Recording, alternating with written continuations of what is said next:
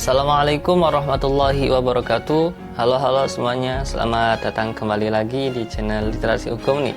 Bareng saya Andika Faisal Lukman, atau boleh aja panggilnya Faiz pakai F ya, lebih akrab kan. Video ini adalah video ke-8 saya belajar ngomong di depan kamera. Ya, selamat pagi nih buat teman-teman semua yang udah menyimak dari pagi-pagi begini. Semoga hari ini kita diberikan kesehatan dan tentunya keberkahan yang melimpah ya teman-teman. Semoga apa yang nanti kita pelajari hari ini bisa bermanfaat buat kita semua di kehidupan sehari-hari. Oke, sebelum kita masuk ke materi baru yang pastinya seru banget, biarin saya ngingetin dulu sekaligus mengulas aja sedikit materi kemarin yang kita bahas bareng ya. Kemarin itu kita fokus bahas tentang konsep dasar ilmu hukum. Yang intinya begini, ilmu hukum itu bukan cuma ilmu yang kompleks saja, tapi sampai sekarang masih jadi pembahasan hangat gitu. Apakah dia termasuk kategori ilmu tertentu, tapi secara umum ya udah diakui sebagai bidang pengetahuan yang punya ciri khas gitu, yang punya ciri khas keilmuan sendiri. Kalau kita berbicara definisinya, istilah ilmu hukum itu dari berbagai bahasa asing ya teman-teman. Ada yang artinya studi tentang hukum secara luas, ada juga yang lebih fokus ke putusan hakim, atau cuma pengetahuan tentang hukum aja. Di bahasa Inggris biasanya disebut jurisprudence, karena kalau disebut legal science dianggap kurang tepat loh, ada bedanya loh. Nah, buat bisa disebut ilmu hukum juga harus punya syarat-syarat loh, dari mulai punya objek kajian yang jelas, punya metode sendiri, struktur yang sistematis, dan juga bersifat universal yang bisa berlaku umum. Tapi ini para sarjana punya pandangan yang berbeda-beda tentang kategori ilmu hukum ini. Ada yang seperti Ultek bilang ilmu hukum termasuk ilmu sosial atau ilmu empiris yang jelas memisahkan antara fakta dan norma. Jadi cuma melihat hukum sebagai fenomena masyarakat yang bisa kita lihat dari analisis secara deskriptif aja, tanpa adanya campur tangan penilaian soal etika atau politik. Tapi ada juga Hamid At-Tamimi yang bilang ilmu hukum itu bukan cuma soal ilmu normatif atau sosial murni, karena hukum bisa muncul dari hal-hal yang sering terjadi di masyarakat atau juga dari peristiwa khusus di dunia hukum. Nah, Arif Hidarta bahkan langsung masukinnya ke dalam ilmu normatif. Dan juga ada pakar Sajipto Raharjo yang jelas banget menjelaskan bahwa ilmu hukum punya objek kajian yang pasti, yaitu ilmu hukum sendiri. Dia fokusin banyak hal loh, mulai dari asas-asas hukum, sistem formalnya, fungsi hukum di masyarakat, bagaimana perkembangannya dari dulu sampai sekarang, hubungan hukum dengan masyarakat lain kayak politik atau ekonomi, sampai karakteristik keilmuannya.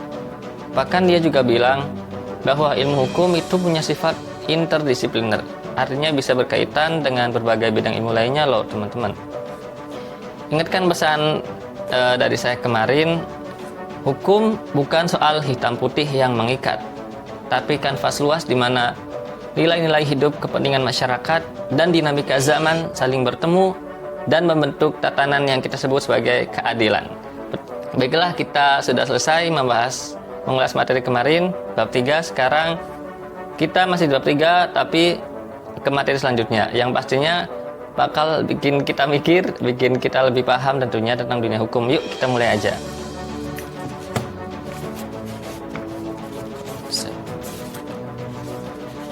Kemarin kita sampai poin Sajipto Raharjo, poin nomor 10. Pendapat lain tentang hukum diungkapkan Sajipto Raharjo. Menurutnya, ilmu hukum mempunyai hakikat interdisipliner. Hakikat ini dapat dilihat dari penggunaan berbagai disiplin ilmu pengetahuan untuk membantu menerangkan berbagai aspek yang berhubungan dengan kehadiran hukum dalam masyarakat. Berbagai aspek hukum yang ingin kita ketahui ternyata tidak dapat dijelaskan dengan baik tanpa memanfaatkan disiplin-disiplin ilmu pengetahuan lain seperti politik, antropologi, ekonomi, dan lain-lain. Akan tetapi muncul pula kelompok yang meragukan ilmu hukum sebagai sebuah ilmu. Salah satunya adalah von Kil-Rahman. Ia memberikan beberapa alasan terkait pendapatnya tersebut sebagai berikut. Pertama, objek kajian dari ilmu hukum adalah ilmu yang hidup di bangsa tertentu, namun ilmu hukum tidak bisa menguasai suatu hukum karena terdapat perkembangan atau dinamika hukum yang menjadikan ilmu hukum sebagai studi hukum dari zaman lampau. 2. Hukum itu terikat pada positifnya masing-masing dengan dihadirkannya paksaan atau hukuman. Semua orang akan menaati hukum, terlepas hukum itu memberi dampak baik atau buruk. Di lapangan, ilmu lain pemaksaan itu tidak ada. Ketiga, karena keterkaitannya pada undang-undang positif menyebabkan ilmu hukum tidak mungkin menjadi ilmu. Hal tersebut disebabkan ilmu hukum tidak dapat melakukan penelitian secara bebas karena ia harus taat pada yang berwenang. Yang keempat, objek dari Rechtswissenschaft itu terletak di luar hukum positif dan terdiri dari Naturlichkeit. Ilmu hukum yang tidak membahas Naturlichkeit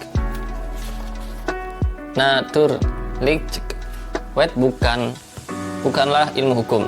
Yang kelima, ilmu mempunyai objek khusus yang absurd, jadi bukan hukum positif.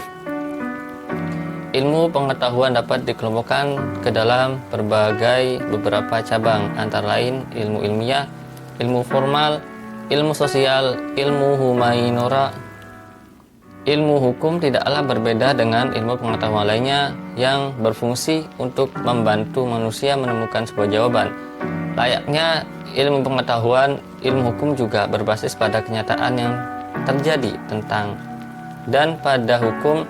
Ilmu hukum mempelajari tentang hukum dan ia tidak dapat dikategorikan sebagai ilmu sosial yang bidang kajiannya kebenaran empiris karena studi-studi sosial yang mengkaji pelaksanaan konsep hukum dan seringkali hanya memperhatikan kepatuhan seseorang terhadap aturan. Ilmu hukum kerap pula dikategorikan ke dalam ilmu hukum humaniora karena sifat kemanusiaan dan ilmu hukum yang terlihat dari metode penemuan hukumnya. Namun ilmu hukum tidak dapat digolongkan ke dalam ilmu humaniora karena hukum tidak mendapatkan tempat untuk dapat dipelajari sebagai aturan tingkah laku sosial, melainkan hukum dipelajari dalam kaitannya dengan etika dan moralitas. Pada dasarnya, ilmu hukum merupakan ilmu yang bersifat sui generis. Sui generis berasal dari bahasa Latin yang artinya sesuatu yang tunggal, satu-satunya jenis, kelas atau sesuatu yang bersifat khas, khusus dan istimewa. Dengan demikian, sui generis pada ilmu hukum dapat dimaknai sebagai sesuatu yang tidak dapat dibandingkan ataupun dikelompokkan dengan bentuk ilmu lain. Sebenarnya bukan hanya ilmu hukum saja, semua cabang ilmu dapat dikatakan bersifat sui generis jika dilihat dari cara kerjanya yang khas. Dan sistem inilah yang berbeda-beda karena objek perhatian yang berbeda-beda pula. Jadi, tidak hanya ilmu hukum yang bersifat sui generis, namun dalam ilmu hukum karakter sui generis digunakan sebagai pengingat bahwa ilmu hukum memiliki karakter yang normatif. Philippus M. Hajon menyebut ilmu hukum sebagai ilmu sui generis yang artinya ilmu jenis sendiri karena ilmu hukum mempunyai hal yang sulit dikelompokkan sangat sulit sekali ke dalam salah satu cabang pohon ilmu. Philippus mengatakan bahwa bukan masanya untuk memperdebatkan hal tersebut. Nah, ini yang saya suka. Ilmu hukum diterima sebagai ilmu dengan tetap menghormati karakter ilmu hukum yang merupakan kepribadian hukum, yang merupakan kepribadian ilmu hukum. Apa yang dikemukakan Philippus tersebut cukuplah beralasan karena apabila ditinjau dari sudut pandang karakteristik dan kepribadian, ilmu hukum dipandang sebagai suatu ilmu yang memiliki karakter yang khas. Dengan karakter itu, ilmu hukum merupakan ilmu tersendiri, sui generis. Ada 4 hal menggambarkan sifat-sifat khas ilmu hukum. Ya mungkin sekian untuk video hari ini teman-teman. Terima kasih atas perhatiannya. Semoga aktivitasnya selalu dimudahkan. Terima kasih. Wassalamualaikum warahmatullahi wabarakatuh.